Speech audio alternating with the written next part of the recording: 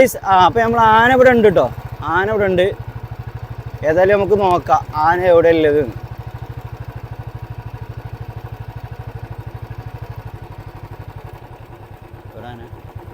Hi guys, ഇപ്പോൾ നമ്മൾ നിൽക്കുന്നത് നിലമ്പൂരിനടുത്തുള്ള നെടുങ്കയം റെയിൻ ഫോറസ്റ്റിലാണ് ഇപ്പോൾ നിൽക്കുന്നത്.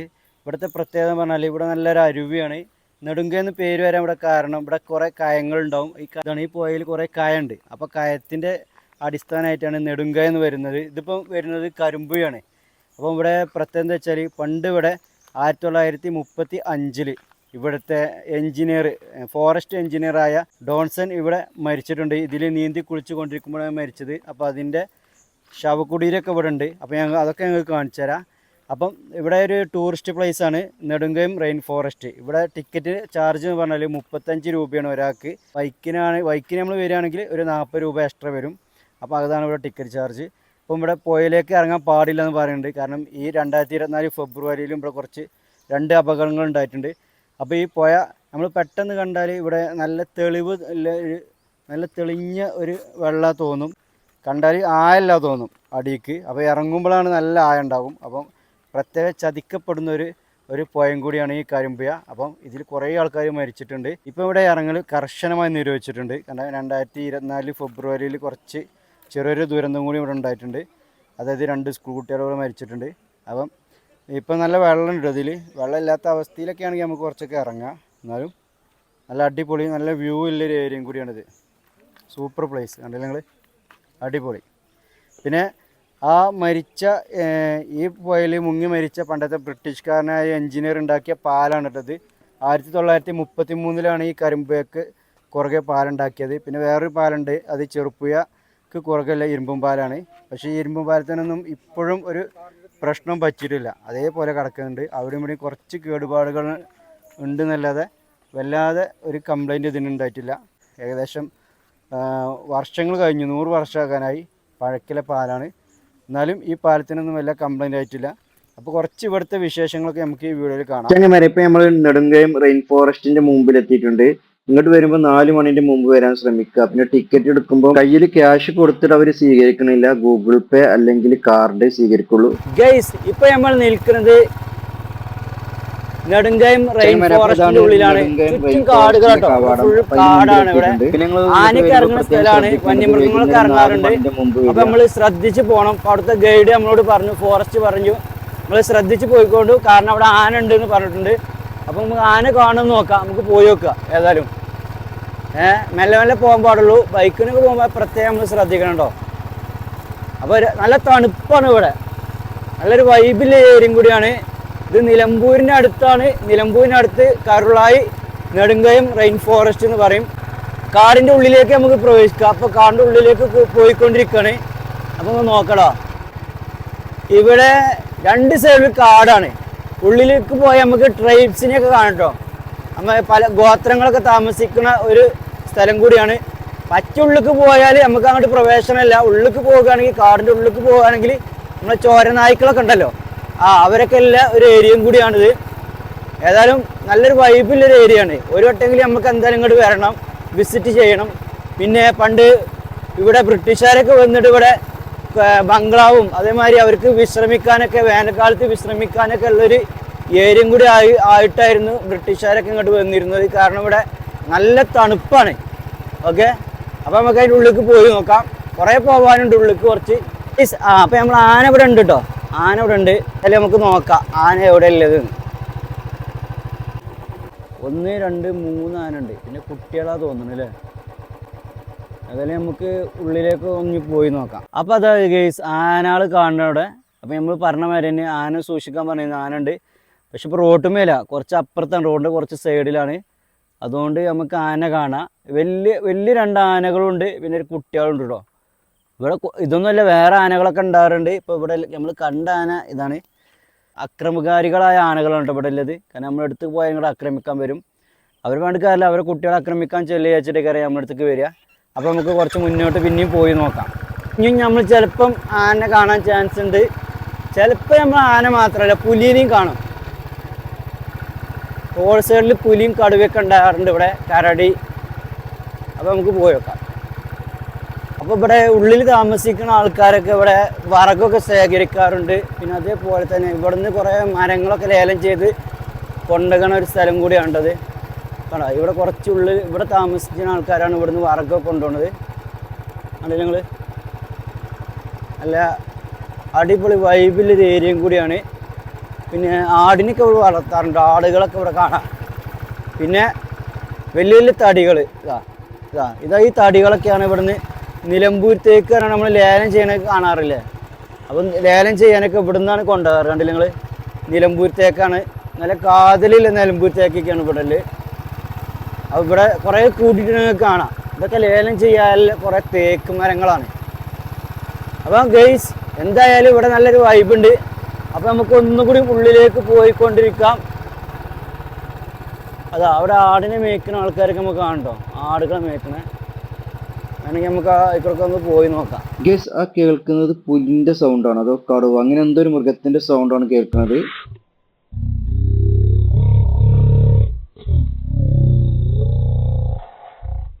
ഗെയ്സ് ഇവിടെ നല്ല വിശാലമായ പാർക്കിംഗ് കൂടി ഉണ്ട് കേട്ടോ. അപ്പോൾ ഇവിടെ പാർക്ക് ചെയ്തിട്ട് നമുക്ക് ഇനി നടക്കണം. ഇവിടെ പുഴകളൊക്കെ ഉണ്ട്, പുഴ വക്കത്തേക്ക് നമുക്ക് നടന്നു നോക്കാം. വരി. അപ്പോൾ ഗെയ്സ് ഇതായിരുന്നു പണ്ട് ബ്രിട്ടീഷുകാർ വന്ന് താമസിക്കുന്ന ബംഗ്ലാവ്. ശരിക്കും ഞങ്ങൾക്ക് കാണിച്ചു തരാം. ഇവിടെ ഇരുമ്പ് പാലൊക്കെ ഉണ്ട് കേട്ടോ. അപ്പോൾ നമുക്ക് അതിൻ്റെ ഉള്ളിലേക്കൊന്ന് പോയി നോക്കാം. വരി. നല്ല വെള്ളം ഉണ്ട് കേട്ടോ. അപ്പോൾ ഇവിടെ ഇരുമ്പ് പാലാണ്. ഇത് പണ്ട് ബ്രിട്ടീഷുകാരുണ്ടാക്കിയ ഇരുമ്പ് പാലാണ് നമുക്കിവിടെ കാണാൻ കഴിയുന്നത്. അപ്പോൾ നമുക്കിവിടെ പാലൊക്കെ നോക്കാം. ഇതവിടെ പുഴയിൽ അത്യാവശ്യം വെള്ളമുണ്ട് കേട്ടോ. അപ്പോൾ അവിടെ പുഴയ്ക്ക് ഇറങ്ങരുതെന്ന് പറഞ്ഞിട്ടുണ്ട് ഗൈഡ്. കാരണം എന്താ വെച്ചാൽ നല്ല അത്യാവശ്യം വെള്ളമുണ്ട്. ഈ വെള്ളത്തിൻ്റെ വേറെ പ്രത്യേകത എന്താ വെച്ചാൽ അടിയിലേക്ക് നോക്കുമ്പോൾ തീരെ വെള്ളമെല്ലാം തോന്നും. കണ്ടില്ല നിങ്ങൾ, അടിയിലേക്ക് നോക്കുമ്പോൾ തെളിഞ്ഞിങ്ങനെ കാണും. അടിയിലേക്ക് വെള്ളമെല്ലാം തോന്നും, ഇറങ്ങുമ്പോൾ നല്ല ആഴമായിരിക്കും. അങ്ങനെയാണ് ഇവിടെ പണ്ട് സായിപ്പ് വെള്ളത്തിൽ പോയത്. ബ്രിട്ടീഷുകാരിൽ പെട്ട ഒരാൾ ഇവിടെ വെള്ളത്തിൽ പോയിട്ടുണ്ട്. പിന്നെ ഇവിടെ കുരങ്ങന്മാരൊക്കെ ഉണ്ട്. അങ്ങനൊരു കുരങ്ങ കണ്ടോ. ഈ സൈഡ് നോക്കുകയാണെങ്കിൽ നല്ല അടിപൊളി വ്യൂ ആണ് കേട്ടോ. അവിടെ സൂപ്പർ അടിപൊളി, ഒന്നും പറയില്ല. കണ്ടില്ലേ, ഇരുമ്പ് പാലം കുറച്ചൊക്കെ ഇപ്പം ജസ്റ്റ് അവിടെ ഇവിടെയൊക്കെ പൊട്ടിയിട്ടുണ്ട്. എന്നാലും പണ്ട് ബ്രിട്ടീഷുകാർ കൊല്ലക്കണക്കിന് വർഷങ്ങൾ മുമ്പ് ഉണ്ടാക്കിയ പാലാണ്. ഇപ്പോഴും ഒരു കംപ്ലൈൻറ്റും ഇല്ല കേട്ടോ. ഈ പാലത്തിനോടൊക്കെ ഈ കോൺക്രീറ്റ് കണ്ടില്ല നിങ്ങൾ, ഇപ്പോഴും ഒരു പ്രശ്നം ഉണ്ടായിട്ടില്ല. പണ്ട് ബ്രിട്ടീഷുകാരൊക്കെ വന്നുകൊണ്ട് ഉച്ച സമയങ്ങളിൽ, വേനൽക്കാലത്തിൽ ഉച്ച സമയങ്ങളൊക്കെ ഓല് വിശ്രമിച്ചിരുന്നൊരു ബംഗ്ലാവും കൂടി ഉണ്ട്. അത് ഇവിടുന്ന് ശരിക്കും കാണുന്നില്ല, അതിൻ്റെ നേരെ അപ്പുറത്താണ്, കാട് മുഴുവൻ കാണുന്നില്ല. ഇതാക്കണേ, ഇവിടെ എഴുതി വെച്ചിട്ടുണ്ട് 1938 ഇംഗ്ലീഷുകാരനായ ഫോറസ്റ്റ് എഞ്ചിനീയർ ഈ കയത്തിൽ മുങ്ങി മരിച്ചതാണ്. ഗേസ് ഇവിടെ കുറേ ടൂറിസ്റ്റുകൾ വരുന്നൊരു ഏരിയയും കൂടിയാണ്. ഇപ്പം നമുക്ക് പോയിക്ക് ഇറങ്ങാൻ കഴിയൂല, എന്നാലും നമുക്ക് ഇവിടേക്ക് ഒന്ന് കാണാം. ഓക്കെ, ഇവിടെ എന്തൊക്കെയുണ്ടെന്ന് നമുക്ക് ചുറ്റി കറങ്ങി കാണാം കേട്ടോ. കുറേ കുട്ടികളെ കൊണ്ട് കുറേ ആൾക്കാരൊക്കെ ഇങ്ങോട്ട് വന്നിട്ടുണ്ട്. അവ ഏതായാലും നല്ല അടിപൊളി ഇവിടെ മെയിൻ മരങ്ങൾ തേക്കാട്ടോ. ഫുൾ തേക്കാണ് ഇവിടെ, എല്ലാം തേക്കാണ്.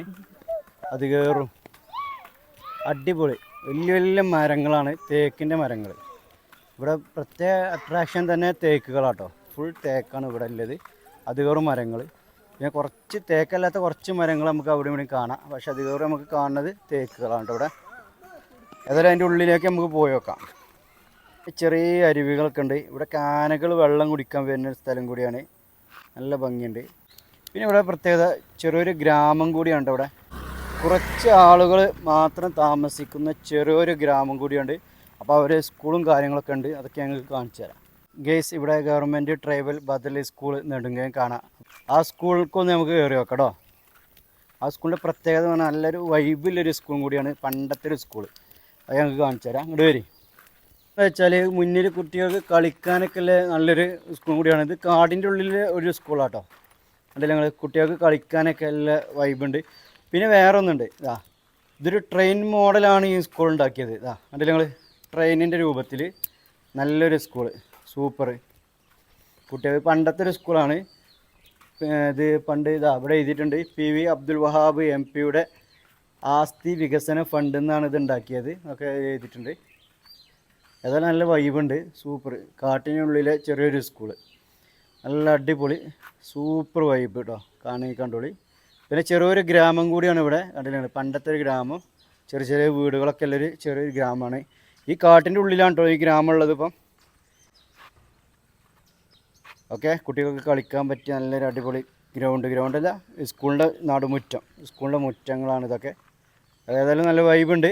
അപ്പോൾ ഇങ്ങോട്ട് വരുന്ന ആൾക്കാർ സ്കൂളൊന്ന് സന്ദർശിക്കുക, ഒരു രസമായിരിക്കും ഇങ്ങോട്ട് വരികയാണെങ്കിൽ. ഓക്കെ, ഇങ്ങോട്ട് നോക്കി, അടിപൊളി വലിയ തേക്കിൻ്റെ കാതിലുള്ള തേക്കിൻ്റെ മരം ഇതാ മുറിച്ചിട്ടിരിക്കുന്നു അവിടെ. ഇതൊക്കെ ലേലം ചെയ്യാൻ വേണ്ടി മുറിച്ചിട്ടതാണ് തേക്കിൻ്റെ.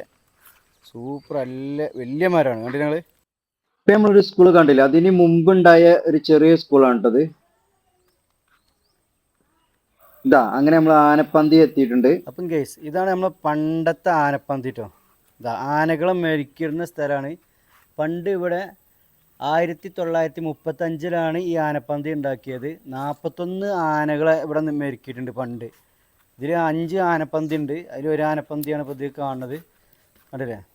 ഇതാ ഇതിൽ ആനകളെ ഇട്ടിട്ട് ഇവിടെ വെച്ചിട്ട് മെരുക്കും. അവർക്ക് എന്തൊക്കെ ട്രെയിനിങ്ങും കാര്യങ്ങളും കൊടുക്കാൻ ഇതിലിട്ടിട്ട് ആനക്കൊണ്ട് പുറത്ത് വരാൻ കഴിയില്ല. അപ്പോൾ അവർക്ക് വേണ്ട ട്രെയിനിങ്ങും കാര്യങ്ങളൊക്കെ ഇതിൽ ആനപ്പന്തി എന്ന് പറയാം, ഇതിലാണ് ചെയ്തിരുന്നത്. അത് നമുക്ക് ശരിക്കും കാണാൻ കുറച്ച് ബാക്ക് നിൽക്കുകയാണെങ്കിൽ നമുക്ക് ശരിക്കും കാണാം. ഇതാ പണ്ടത്തെ ആനപ്പന്തി. അപ്പോൾ ഇപ്പോൾ ഇവിടെ ആനനെ മെരിക്കണമൊന്നുമില്ല കേട്ടോ. കുറച്ച് മുമ്പൊക്കെ മെരിക്കിയിരുന്നു, ഇപ്പം മെരിക്കണമൊന്നുമില്ല. ഇപ്പം ഇത് ജസ്റ്റ് ഒരു സ്മാരകമായിട്ട് വെച്ചിട്ടാണ്. പണ്ട് ബ്രിട്ടീഷുകാരൊക്കെ എല്ലാ കാലത്ത് കുറേ ആനകളൊക്കെ മെരുക്കിയിട്ടുണ്ട്. അപ്പോൾ ഏതായാലും നല്ല അടിപൊളി സ്ഥലം കേട്ടോ. പിന്നെ ഗൈസ് ഇവിടുന്ന് അങ്ങോട്ട് കോളനിയാണ്, കോളനിക്ക് നമുക്ക് പ്രവേശനം ഇല്ലെന്ന് അവിടെ എഴുതി വെച്ചിട്ടുണ്ട്. ഇതാണ് നമ്മൾ പണ്ട് ഇംഗ്ലീഷുകാരനായ ഫോറസ്റ്റ് എഞ്ചിനീയറെ ശവകുടീരം ഇവിടെയാണ് ഉള്ളത്. അപ്പോൾ നമുക്ക് നോക്കാം. ഇതാണ് ഇവിടുത്തെ പുഴയിൽ നീന്തി കുളിച്ചപ്പോൾ മരിച്ച ഡോൺസൺ സാഹിബിന്റെ ശവകുടീരം. ഇവിടെ 2 ഇരുമ്പ് പാലം ഉണ്ടാക്കിയതും ഈ സാഹിബ് തന്നെയാണ്. അപ്പോൾ ഈ ഡോൺസൺ സാഹിബിന് ഏറ്റവും പ്രിയങ്കരിയായ കരിമ്പുയെ തന്നെ സാഹിബിന്റെ ജീവനെടുക്കുകയും ചെയ്തു. അങ്ങനെ അദ്ദേഹത്തിന്റെ ഭാര്യയുടെ റിക്വസ്റ്റ് പ്രകാരമാണ് അദ്ദേഹത്തിന് ഏറ്റവും ഇഷ്ടപ്പെട്ട സ്ഥലത്ത് തന്നെ ശവസംസ്കാരം ചെയ്തത്.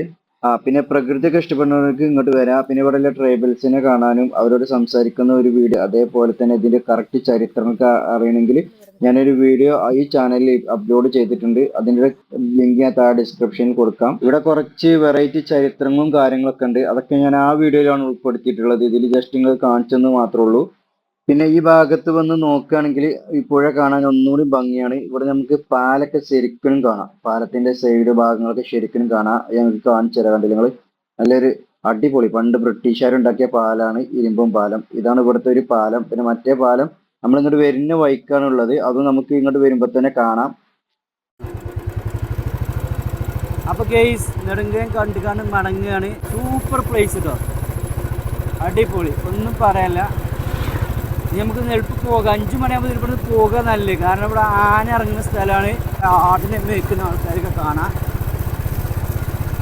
അവർ ആടിനെ മേയ്ക്കുന്നതിനൊപ്പം തന്നെ വിറകും ശേഖരിക്കുന്നുണ്ട് അവർക്ക് വേണ്ട. ഇതിൻ്റെ ഉള്ളിലുള്ള ട്രൈബലാണ്. അതിൻ്റെ ഉള്ളിൽ കുറച്ച് ട്രൈബൽ താമസിക്കുന്നുണ്ട്, കോളനിയൊക്കെ ഉണ്ട്. അവരാണിത്. നമുക്ക് ഇവിടുന്ന് വിറകൊന്നും എടുക്കാൻ പറ്റില്ല. അവർക്ക് ആവശ്യമായ സാധനമൊക്കെ അവർ കാട്ടിൽ നിന്ന് ശേഖരിക്കുന്നുള്ളൂ. അവരുടെ വീടും കാര്യങ്ങളൊക്കെ ഇവിടെ തന്നെയാണ്. അപ്പൊ ഗെയ്സ് റെയിൻ ഫോറസ്റ്റിനോട്, അതായത് മഴക്കാടുകളോട് വിട പറഞ്ഞു വീണ്ടും നമ്മുടെ നാട്ടിലേക്ക്. Thank you.